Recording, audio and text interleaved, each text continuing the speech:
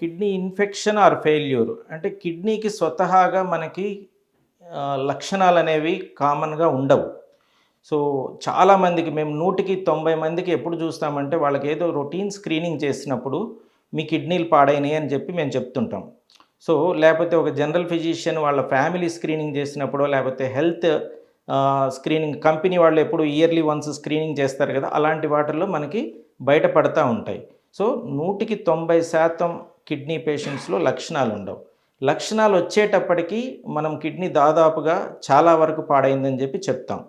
So, కొన్ని minor symptoms ఉంటాయి. అంటే వాళ్ళకేంటనంటే ఆహ్, ఆకలి కాకపోవటము, వికారంగా ఉండటము, అన్నం చూడంగానే తనకిష్టమైంది ఏది చూసినా కూడా వామిటింగ్ సెన్సేషన్ రావటము, లేదా నడుస్తున్నప్పుడు ఆయాసం రావటము, 4, 5 మెట్లెక్కిన తర్వాత వాళ్ళు రెస్ట్ తీసుకొని నీరసం ఇచ్చేసి మళ్ళా 4, 5 మెట్లెక్కటము, ఇట్లాంటియి రావటము, లేదా ఒళ్ళంతా కూడా కొంతమందికి దురదలొస్తుంటాయి.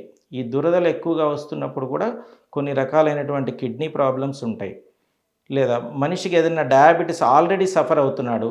ఆ డయాబెటిస్‌కి రెగ్యులర్‌గా మందులు తీసుకుంటా ఉంటున్నా కూడా సడెన్‌గా లో అయిపోతా ఉంటది షుగర్. అంటే లో sugar in a stable diabetic patient. స్టేబుల్‌గా ఉన్నాడు. కానీ ఎందుకు అయిపోతుందో తెలియట్లేదు. సో, ఇలాంటి కారణాల్లో కూడా కిడ్నీ అనేది ఉండేటటువంటి అవకాశం ఉంది. నెక్స్ట్ ఏంటంటే ఆల్రెడీ ఎస్టాబ్లిష్ అయిపోయిన తర్వాత కిడ్నీ వాళ్ళకి కాళ్ళ వాపులు రావటము, మొహం వాపు రావటము, ఒళ్ళంతా వాటర్ పట్టినట్టుగా ఉండడము. మెయిన్ థింగ్ ఏంటంటే వాళ్ళు పడుకున్నప్పుడు చాలా ఇబ్బందిగా ఫీల్ అయ్యి, కూర్చున్నప్పుడు కొంచెం గాలాడుతున్నట్టుగా ఉంటది. సో, ఇలాంటి లక్షణం గనక ఉన్నట్టయితే కిడ్నీ ప్రాబ్లమ్ కొంచెం సీరియస్‌గానే అయింది, సివియర్‌గానే అయిందనేది అర్థమవుతుంటది. ఇంకా ముదిరిన తర్వాత కిడ్నీ ప్రాబ్లమ్ ఎలా ఉంటదంటే, వాళ్ళకి వాంతులు డైరెక్ట్‌గా అయిపోతుంటాయి.